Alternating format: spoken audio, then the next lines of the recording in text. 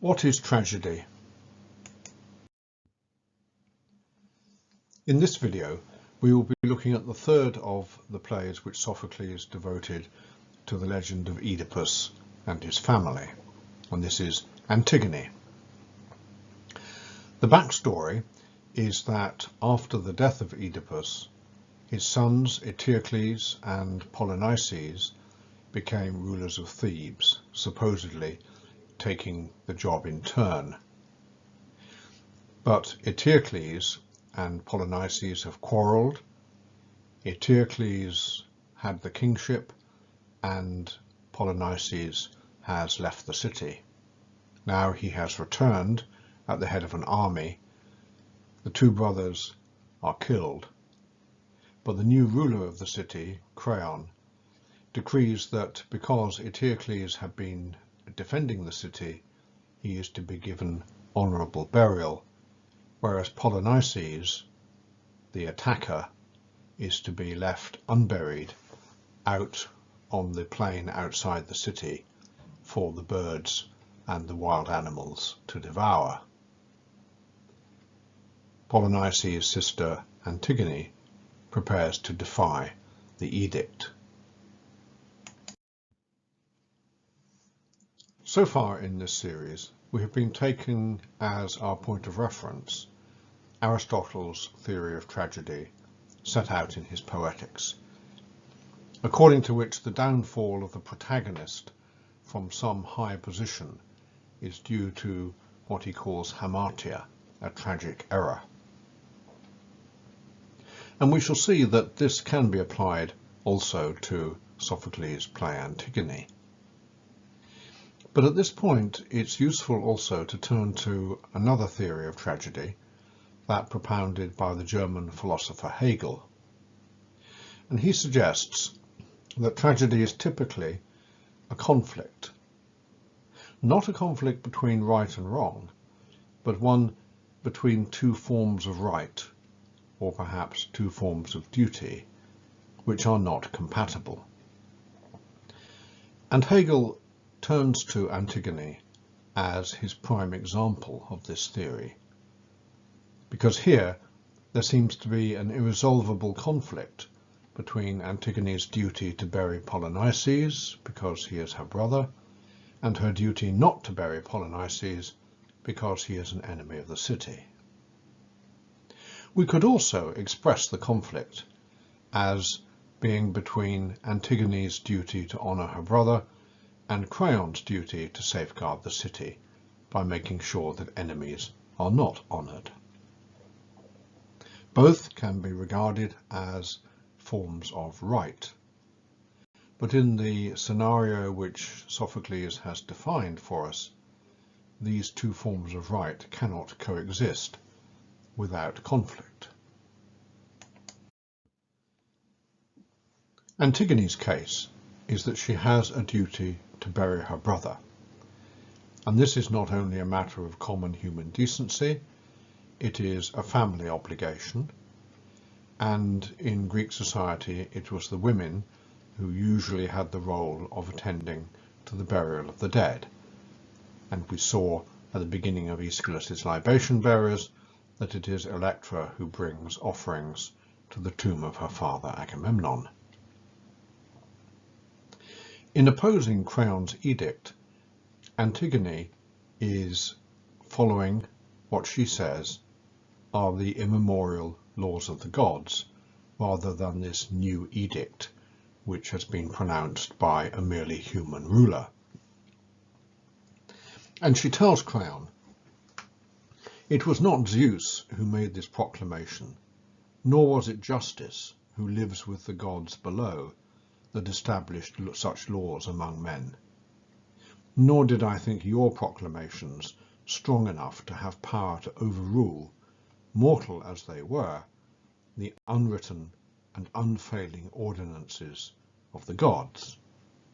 For these have life not simply today and yesterday, but forever, and no one knows how long ago they were revealed." She is therefore appealing to a form of law which transcends the law promulgated by Creon. But her sister Ismene thinks differently. She tells Antigone that, particularly as a woman, she cannot oppose those in authority. Now, Antigone's opposition to Creon has sometimes been thought of as exemplifying the stand of the individual against an oppressive state. And one can readily see how, in the course of the 20th century, with its many tyrannies, this case of Antigone versus Creon has been taken to exemplify the righteous case of the individual standing up against the tyranny of the state. But that is not really quite how Antigone is presented in Sophocles' play. She does act alone, but she is not simply following her own will. She is acting on behalf of her family and in obedience to the gods. She is, in effect, and she insists on this, following a law. It's just not Creon's law. What then is Creon's case? He thinks he has a clear duty as the city's ruler to protect the city from its enemies. And it's beyond question that Polynices had attacked Thebes while it was being defended by his brother Eteocles. So it's entirely right and proper that Eteocles is given honourable burial, whereas Polynices is not. We cannot honour the city's enemies, says Creon. The noble man does not have an equal claim to honour with the evil. So again, we might ask ourselves, is this an example of the conflict of the individual against the state? That's how it seems perhaps initially on Creon's side, Creon representing the safety of the city.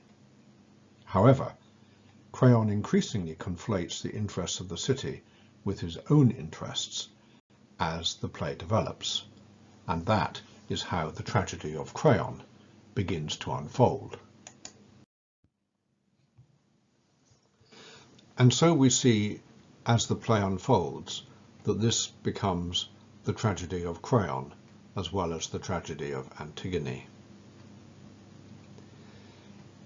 Creon started the play by defending the city, but increasingly it seems that his behaviour is one of self-defence.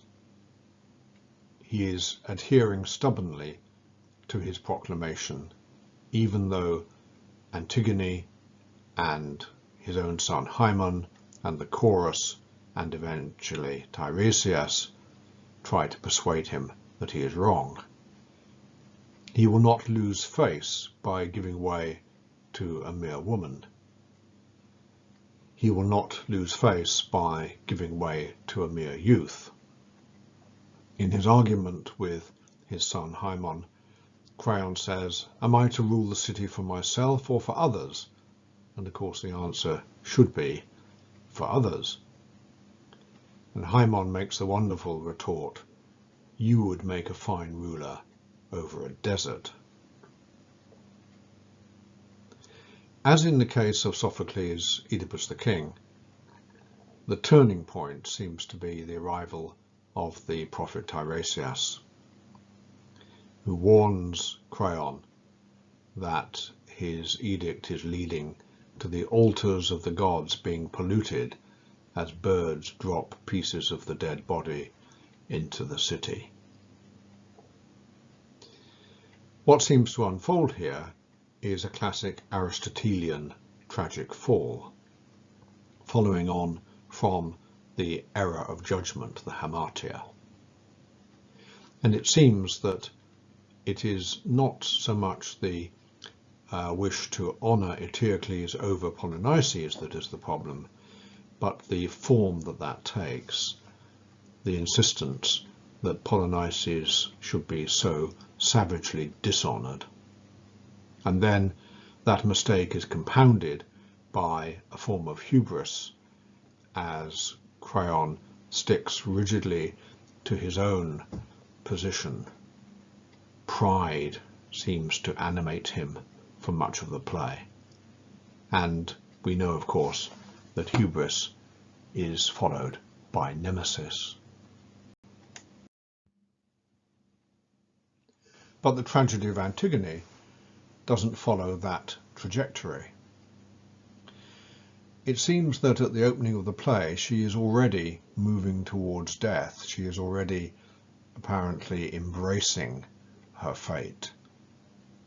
And although she laments that she will die unmarried, without the normal comforts of human life, she accepts that her loyalties, indeed her existence, lies elsewhere. There is certainly here a tragedy of lost potential, particularly since Antigone's death is accompanied by the death of her loved one, Haemon. But in a way, she doesn't quite belong in the city of Thebes.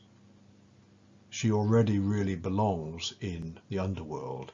Her closest bond seems to be with her dead family in the underworld. And although Hegel's model of conflict does apply in many respects to this play, there does not seem to be any sign of an inner conflict in the character of Antigone herself. Right from the start, she is resolute. So perhaps her tragedy is that her duty to the gods and to her family cannot be realized in the particular human circumstances in which she finds herself. But there is an element of the untragic about her end, because she does accomplish what she sees to be her duty. She does give symbolic burial to her brother.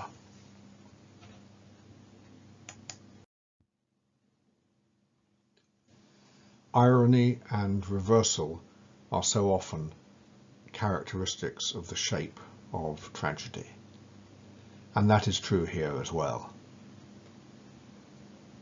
Creon's transgression is that he has buried the living Antigone, who is shut up to die in a cave, while refusing burial to the dead, Polynices, whose body is left on the plain.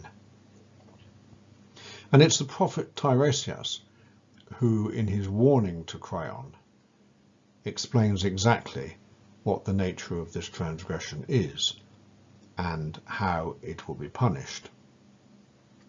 Then know well, he says, that you shall not accomplish many racing courses of the sun, and in that lapse of time you shall give in exchange for corpses the corpse of one from your own loins, in return for having hurled below one of those above, blasphemously lodging a living person in a tomb, and you have kept here something belonging to the gods below, a corpse deprived, unburied, unholy. On account of this, there lie in wait for you the doers of outrage, who in the end destroy, the Erinyes of Hades and the gods, so that you will be caught up in these same evils. And so there is a kind of terrible poetic justice in the way that Creon's family are destroyed. Creon has placed the city above the family, but in so doing he has lost his own family.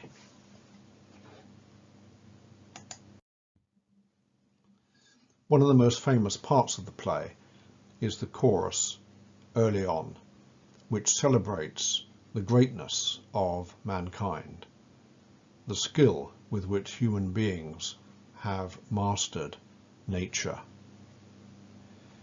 And this is not only a celebration of human skill and achievement, but also a warning that such skill such ambition can be misapplied.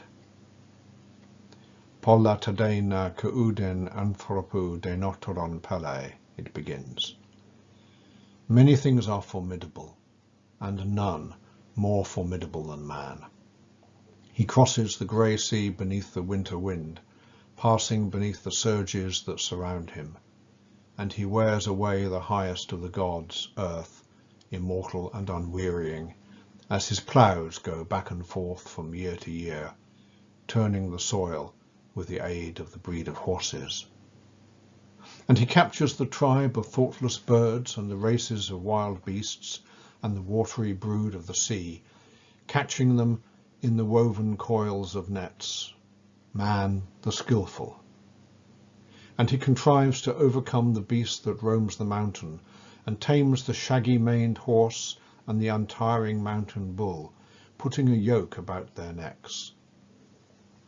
And he has learned speech, and wind-swift thought, and the temper that rules cities, and how to escape the exposure of the inhospitable hills, and the sharp arrows of the rain, all resourceful. He meets nothing in the future without resource. Only from Hades shall he apply no means of flight, and he has contrived escape from desperate maladies. Skilful beyond hope is the contrivance of his art, and he advances sometimes to evil, at other times to good. When he applies the laws of the earth and the justice the gods have sworn to uphold, he is high in the city. Outcast from the city is he with whom the ignoble consorts because of his recklessness. May he who does such things never sit by my hearth or share my thoughts. This eloquent celebration of human skill is also a warning that man who has found a way of living on the earth may, through his own pride, come to destruction. It is both a celebration and a warning.